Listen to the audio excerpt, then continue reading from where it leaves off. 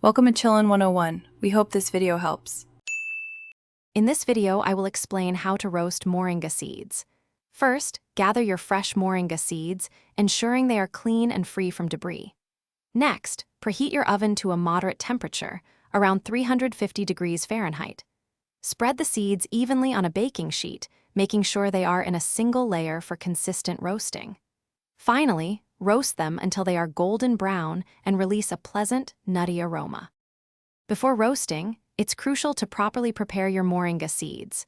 Begin by selecting mature, healthy pods and carefully removing the seeds, discarding any that appear damaged or discolored. Next, rinse the seeds thoroughly under cool, running water to remove any dirt or residue. Finally, pat them completely dry with a clean kitchen towel. This step is essential for even roasting. Now for the roasting. Preheat your oven to 350 degrees Fahrenheit. Once your seeds are completely dry, arrange them in a single layer on a baking sheet, ensuring they don't overlap. Place the sheet in the preheated oven and roast for 15 to 20 minutes.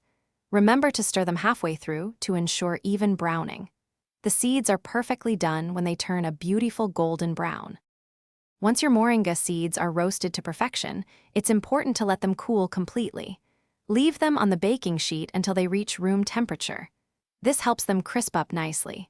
For optimal freshness, transfer the cooled seeds to an airtight container. Store them in a cool, dry place away from direct sunlight. Now, you can enjoy your delicious, homemade roasted moringa seeds as a healthy snack. Thanks for watching. Consider subscribing if we helped you.